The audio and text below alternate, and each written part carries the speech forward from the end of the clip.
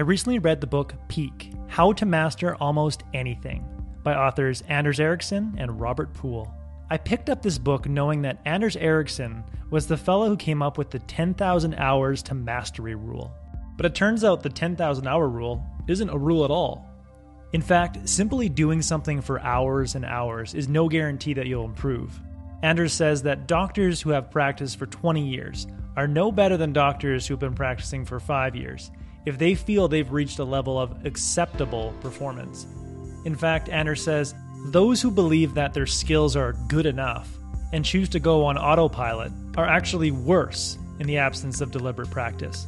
Now, why is that? Well, deliberate practice is necessary to push yourself out of your comfort zone and force yourself to come up with what he calls mental representations. Anders says, what sets expert performers apart from everyone else is the quality and the quantity of their mental representations.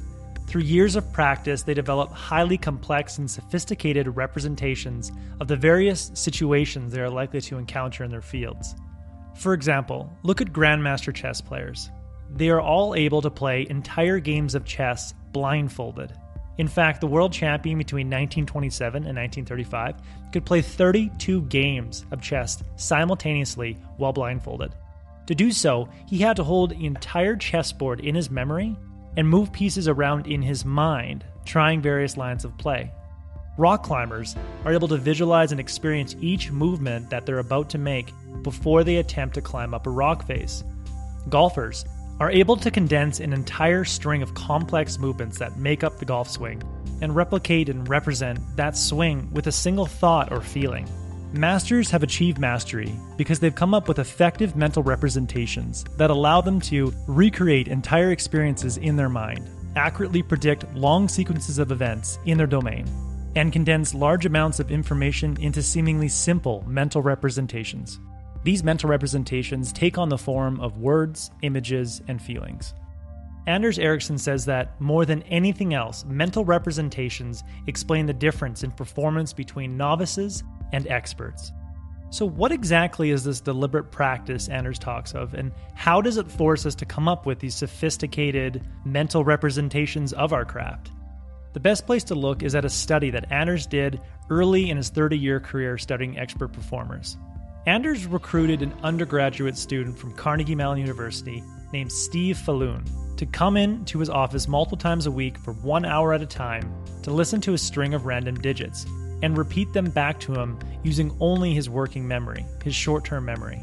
Each session, Anders would give Steve a set of digits to recall. If he got that right, he would add a digit.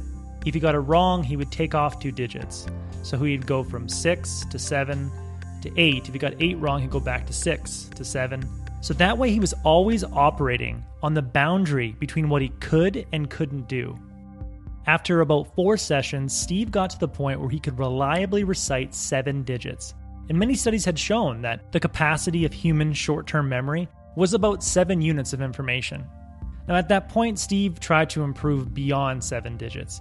Session after session, he would run into a wall of frustration, being unable to recall more than 7 digits time after time. But because this was an experiment, he came back each week trying to improve. Then one day he came in, and he was on a roll. He got 8, then 9, then 10 digits in a row, and finally squeaked out 11 digits by the end of the session.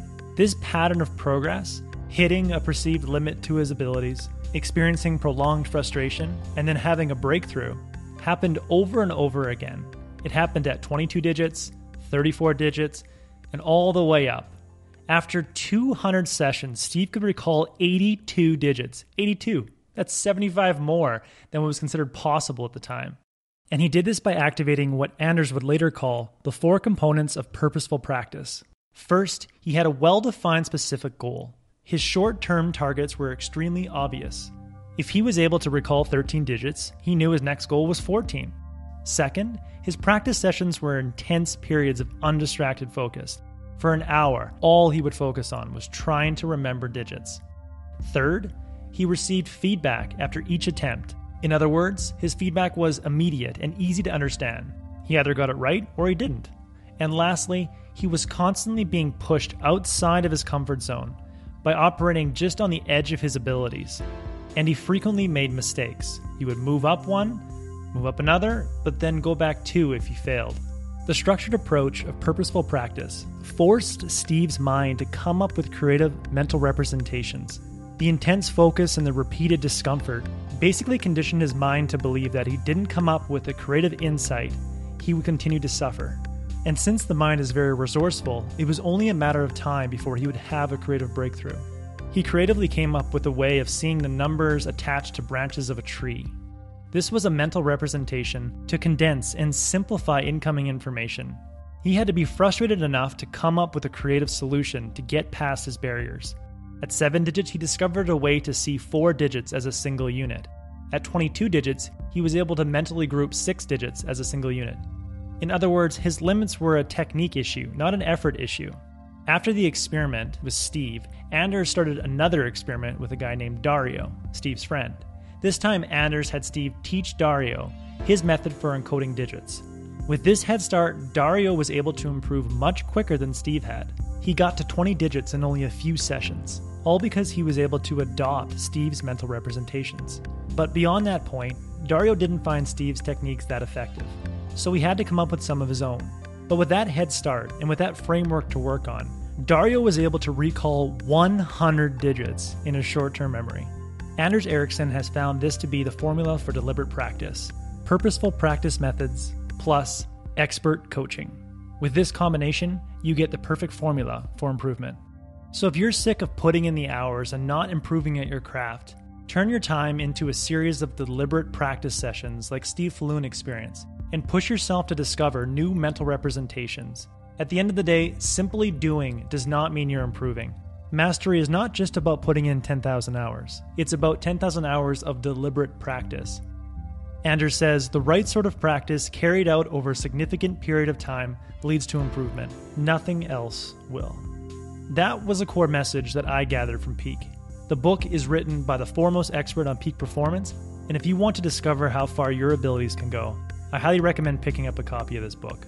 If you would like a one-page PDF summary of the entire deliberate practice method that I gathered from this book, just click the link below and I'd be happy to email it to you. If you already subscribe to the free Productivity Game newsletter, this PDF is sitting in your inbox. Thanks for watching.